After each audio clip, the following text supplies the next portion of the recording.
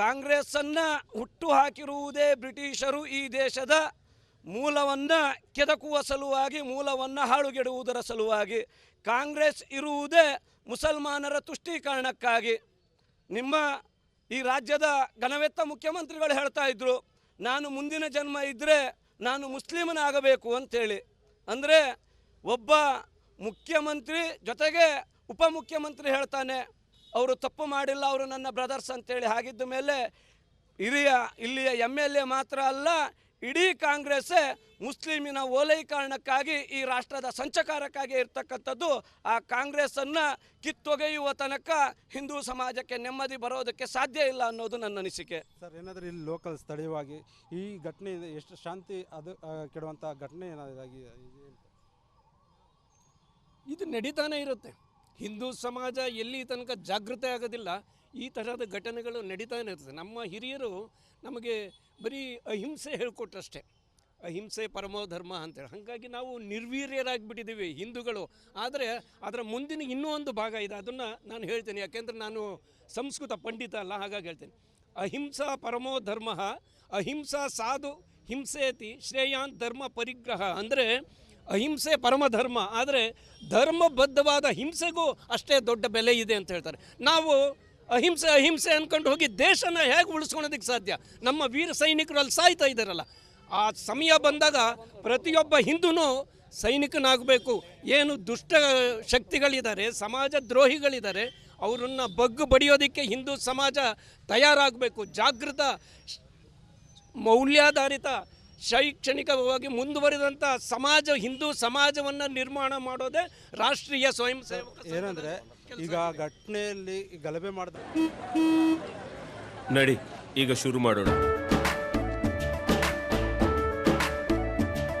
ಕೇಸರಿಯಿಂದ ಮನೋಲ್ಲಾಸ ಮನಸ್ಸು ಮತ್ತೇರಿ ಕುಣಿದಾಡಿದೆ ನೋಡು, ಮನಸ್ಸು ಮತ್ತೇರಿ ಕುಣಿದಾಡಿದೆ ನೋಡು. ಕ್ಷಣ ಕ್ಷಣವೂ ಆಚರಿಸಿ ಕೇಸರಿ ಹಬ್ಬ. ವಿಮಲ್ ಬಾಯಲ್ಲಿ ಹೇಳಿ ಕೇಸರಿ ಅಂತ ಅರೆಸ್ಟ್ ಮಾಡುವ ಮುಂಚೆ ಇಲ್ಲಿನ ಸರ್ಕಲ್ ಇನ್ಸ್ಪೆಕ್ಟರ್ ಮತ್ತು DYSPನ ಸಸ್ಪೆಂಡ್ ಮಾಡಿದ್ದು ಎಷ್ಟರ ಮಟ್ಟಿಗೆ ಸರಿ ಅನಿಸುತ್ತೆ? ಇದು ನಮ್ಮ ದೃಷ್ಟಿನಲ್ಲಿ ತಪ್ಪು ನಿರ್ಧಾರ. ಇದು ನಾವು ಏನು ಇಬ್ಬರು ಅಧಿಕಾರಿಗಳು ತಮ್ಮ ಕರ್ತವ್ಯನ ನಿರ್ವಹಿಸ್ತಾ ಇದ್ದರು, ಅವರನ್ನು ಅಮಾನತ್ ಮಾಡಿದ್ದಾರೆ. ವಿಶ್ವ ಹಿಂದೂ ಪರಿಷತ್ತು, ಬಜರಂಗ ದಳ ಆ ಅಮಾನತನ್ನು ತೆಗೆದು ಹಾಕಬೇಕು, ಅವರನ್ನು ಅದೇ ಸ್ಥಳದಲ್ಲೇ ಕೆಲಸ ಮಾಡೋದಕ್ಕೆ ಅವಕಾಶ ಮಾಡಿಕೊಡ್ಬೇಕು ಅನ್ನೋ ಒಂದು ಬೇಡಿಕೆನೂ ನಾವು ಇಟ್ಟಿದ್ದೀವಿ. ಹಾಗಾಗಿ ಅವರು ಈ ಅಮಾನತನ್ನು ಹೀಗೆ ಮುಂದುವರಿಸಿದ್ರೆ ಅವರ ಪೊಲೀಸ್ ವ್ಯವಸ್ಥೆಯ ಆ ನೈತಿಕತೆಯನ್ನು ನಾವು ಹಾಳು ಮಾಡ್ದಂಗಾಗುತ್ತೆ, ಇನ್ನಷ್ಟು ದೇಶದ್ರೋಹಿಗಳಿಗೆ ಕುಮ್ಮಕ್ಕು ಕೊಟ್ಟಾಗುತ್ತೆ.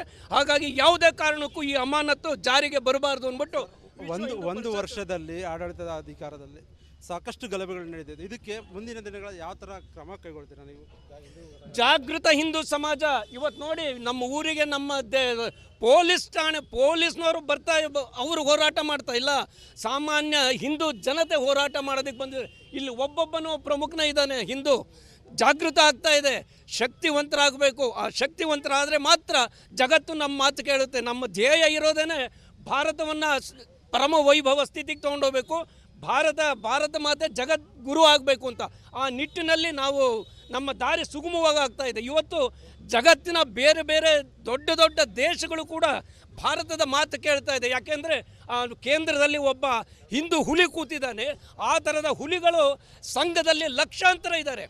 ಏನಂದರೆ ಇಷ್ಟು ಏನಂದರೆ ಕಾನೂನು ಸುವ್ಯವಸ್ಥೆ ಕೆಡಲಿಕ್ಕೆ ಏನು ರಾಜ್ಯ ಸರ್ಕಾರನೇ ನೇರ ಕಾರಣ ಅಂತ ಆರೋಪವನ್ನು ಮಾಡ್ತಿದ್ದಾರೆ. ಕ್ಯಾಮ್ರಾ ಪರ್ಸನ್ ಶಿವರಾಜ್ ಜೊತೆ ವೀರೇಶ್ ವಿ ಚಳ್ಳಕೆರೆ, ರಿಪಬ್ಲಿಕ್ ಕನ್ನಡ, ದಾವಣಗೆರೆ.